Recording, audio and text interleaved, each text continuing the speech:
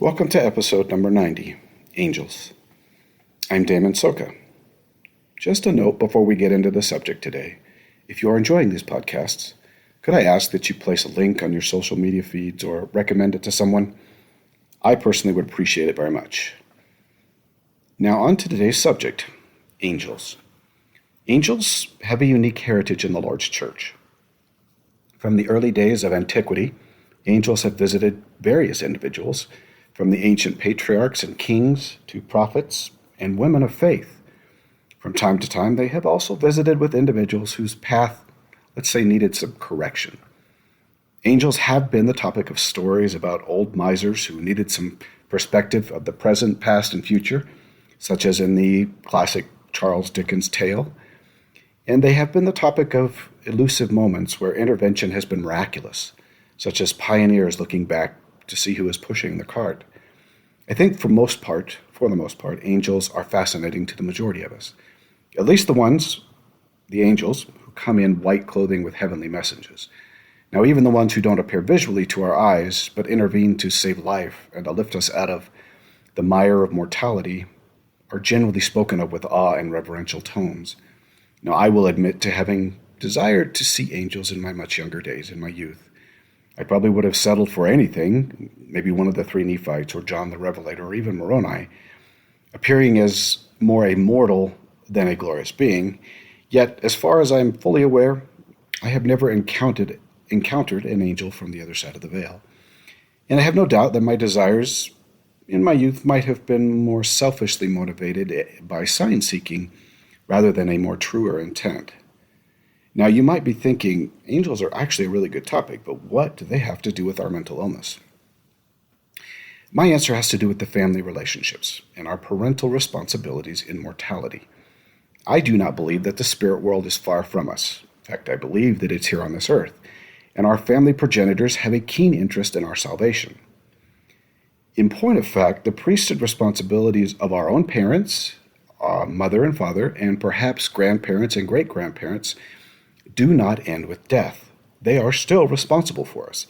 And even if you might consider your parents perhaps more likely living on the prison side of things in the spirit world, there is no doubt you have an ancestor who exists on the paradise side of things, who does hold the priesthood, and who is very concerned for you, your family, your children, and their salvation. I have a firm belief that our ancestors watch over us very carefully. Now, they cannot go beyond the bounds of our agency, but I firmly believe that they can come to our side when needed for a variety of reasons, and this, of course, includes mental illness. I don't believe that our two worlds are separated so significantly that we are really cut off from one another.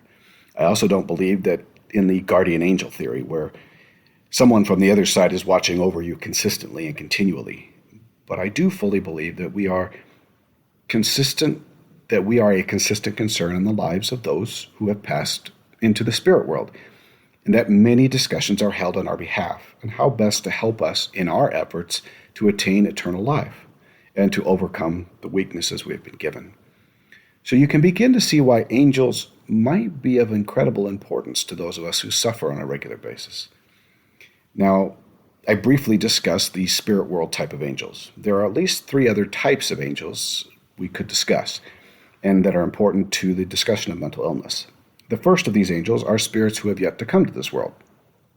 Basically, this is our family yet to be for generations. Well, I don't think anyone really knows if the spirit world of the dead is the same spirit world of those who will come to this earth. I do believe that those waiting to come to this earth have a keen interest in what is happening, and they are aware of us as their ancestors. While I do believe that they can visit the earth and provide help where needed, I am really not sure how often they are allowed to be here before being born. Now, personally, I have at least enough understanding and experiences to know that they can make contact with us when needed. Now, I believe this is to be especially true for mothers, whose responsibility it is to bring forth those spirits, needing experience, bodies, and of course, the truths of the gospel. Now, I believe that fathers can also be intimately involved depending upon the circumstances. What I do know is that they are very concerned for our spiritual welfare, in that ultimately their spiritual welfare is tied into ours.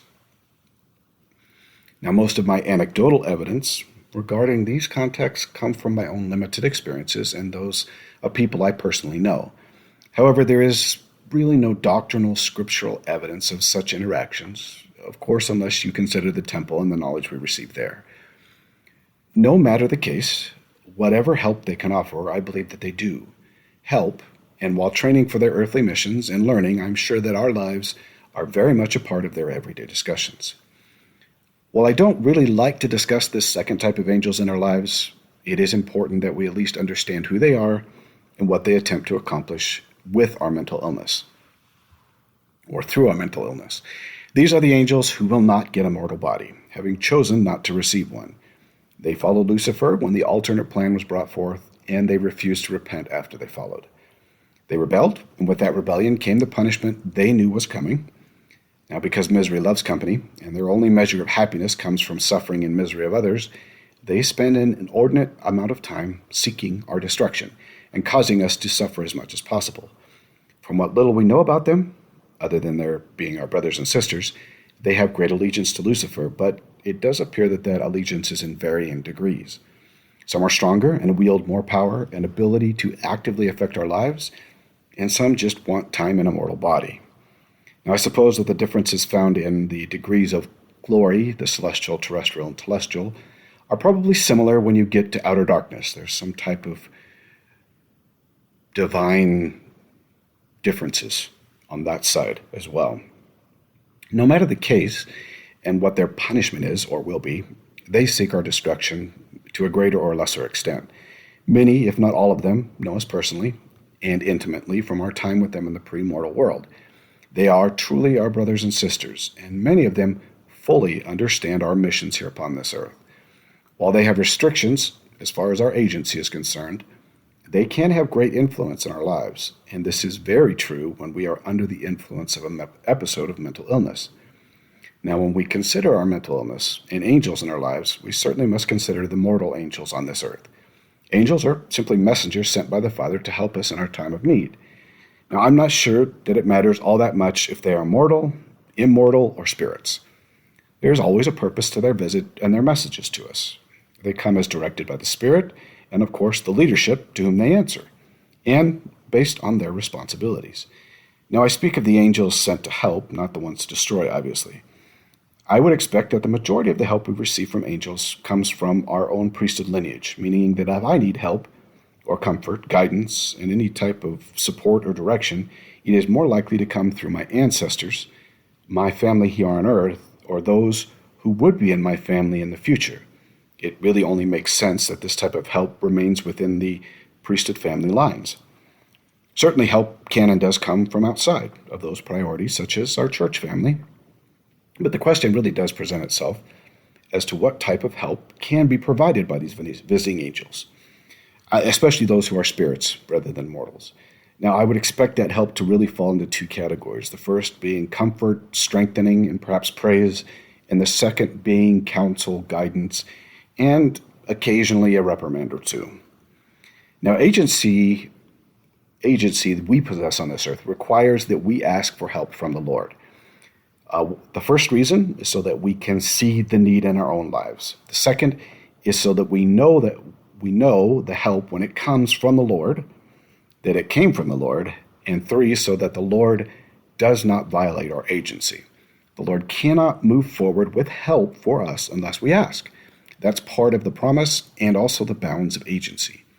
Agency absolutely requires it, and so does the entire spiritual realm. I don't think that it's a very difficult concept to understand why we need to ask in the agency sense. However, it is important to understand and to increase our faith in the Lord that we ask Him. Now, if the Lord were to provide help or aid, and we see that help as something we have done or provided, then we have a serious problem with ourselves and the Lord. I can say that the more we do this selfishly, taking the Lord's perhaps gifts for granted, the less the Lord is likely to help us. The reason is simple. It creates faith in the wrong things and does not lead to celestial life. When we think that we have pulled our own selves up by our bootstraps without the Lord's help, When it is the Lord who has provided the help, our faith is centered upon ourselves and our own effort, and this leads away from the doctrine and a relationship with Christ. So the Lord cannot provide help when we will not acknowledge his efforts. Now, when we do ask the Father for help, and we do our part, then we have opened the doors for the Lord to provide us with that which will be of most benefit to us, meaning we open the powers of heaven with our prayer, and then the Lord chooses what power is most appropriate and who would be the best to deliver it.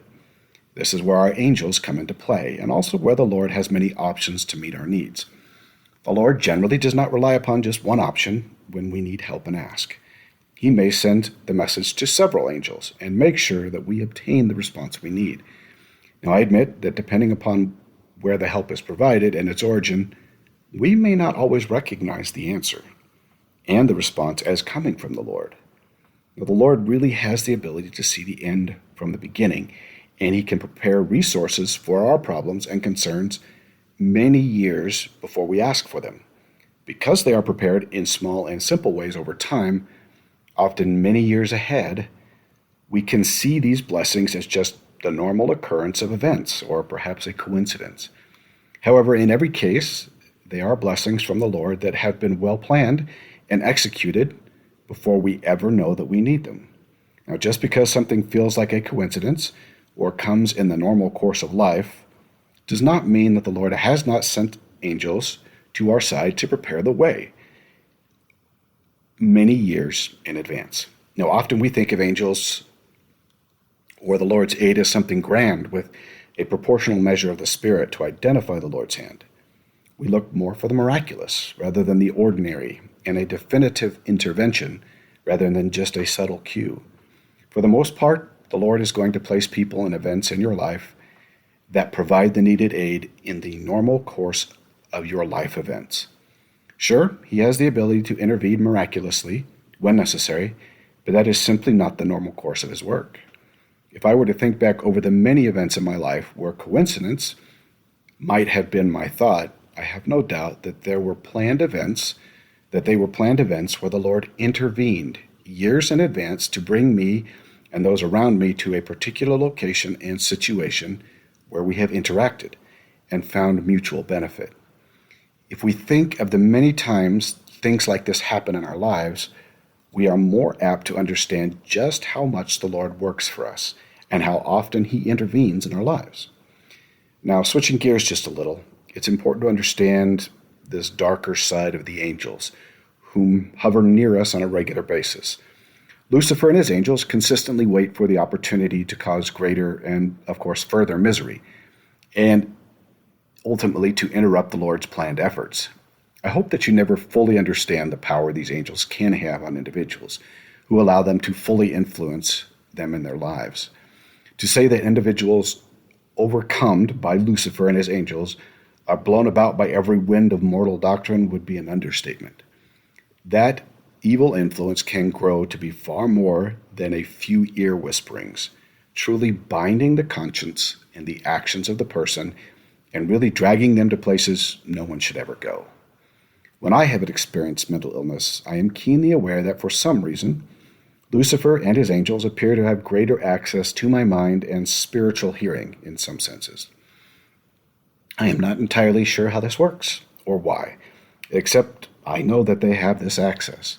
Unfortunately, Lucifer's angels have their access during a time and place when the mind is vulnerable and depleted of defensive forces during mental illness. And because mental illness is an overwhelming influence that lasts a significant period of time, those angels seem to have not only greater access, but greater access over a period of time. Defense from these angels over a short period of time can often be provided for, but the wearing down of those defenses over that period of time makes their power ever more pronounced.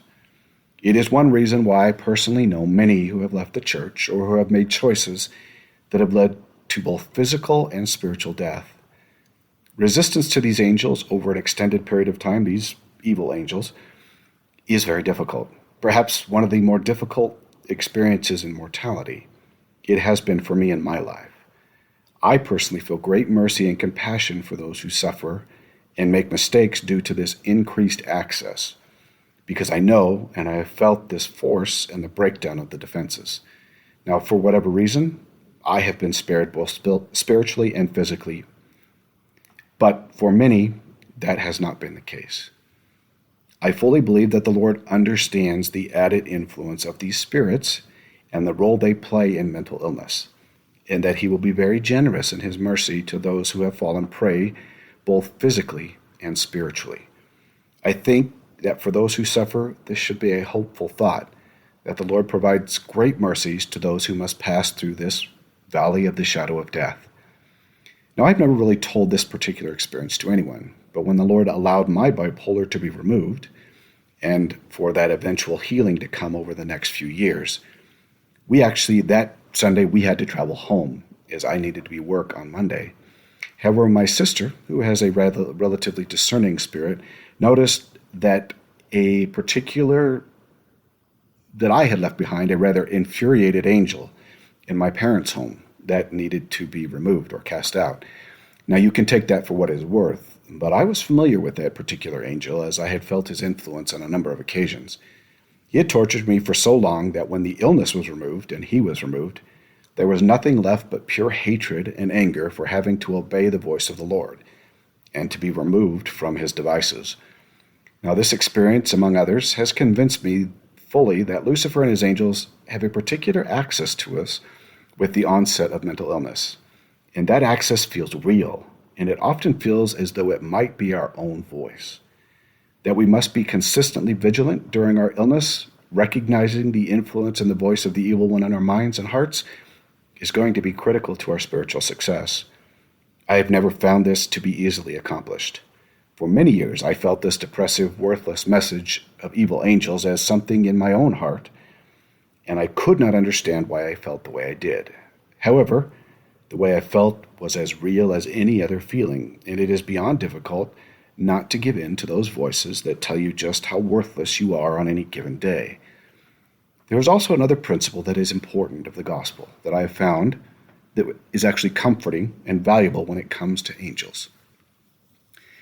Lucifer cannot exercise more influence than the Spirit of the Lord, meaning that the influence of the Spirit must be equal or given equal access that is given to Lucifer.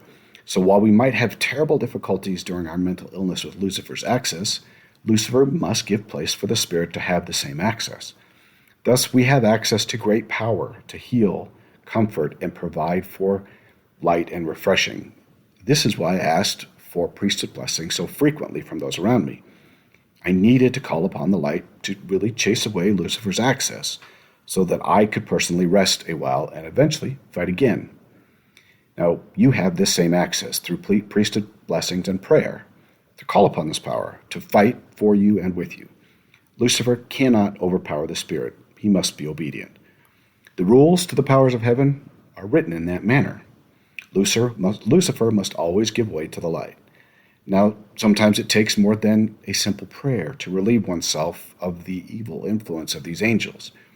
If you remember in the Scriptures, right after the Mount of Transfiguration, where Peter, James, and John received the priesthood keys of the presidency, Christ and the presidency came down to a discussion with the remaining apostles and a group of individuals. It appears that they had tried but failed to cast out an evil spirit from a young man, and they really could not understand why. And what I gather from this experience is that they had been able to cast out evil spirits before, but in this case they were unable. Now Christ lovingly admonished them and healed the boy. His admonishment described the very reason they could not cast out the spirit. Christ states, "This kind goeth not out but by prayer and fasting," meaning this kind of powerful evil spirit would take more preparation and spiritual power than those that they had previously encountered. So sometimes we need to prepare ourselves for the blessings and for that light to enter. We need to do more our part, and those who bless us need to be more spiritually prepared for the light to enter and the help to come. When we talk about help from the Lord and those angels sent to minister, it is important to remember the story of the man trapped on the roof during a flood. He had prayed for the Lord to rescue him, and his answers came in a boat and in a helicopter. mortals providing aid. When he finally died and asked the Lord why he had not come, of course, the Lord mentioned the boat and the helicopter. The moral of the story being that the Lord himself does not generally come to rescue us. He sends messengers from both sides of the veil. I think that we would be shocked, and we will be shocked, just to see how much effort the Lord puts into our lives and the help that he sends and provides. I firmly believe that when the heavens are opened, with the books recorded, that we will be reminded of those many instances and realize that the Lord never left us alone and, in fact, attended to us on a regular basis. Now, finally, as I look to the scriptures for evidence of angels who who will support us or do support us in our suffering, I have to look to Gethsemane and the angel sent to strengthen Christ while he bore the sins and suffering of man. We know that the Lord had to complete the atonement without someone else bearing the load, but he did not have to carry that load without someone to comfort him while he did so. There will be times when we are asked to carry the load, more upon our own backs than we would probably like to. But during those times, the Lord will always send the angel to comfort and strengthen us, that we can carry the load. I know that he sends angels on a regular basis, and those angels are beside us far more frequently than we realize. May the Lord bless you to see your angels and to see those things that they do, and to be strengthened when you are weak. May you do your part so that the Lord can do his. Until next week.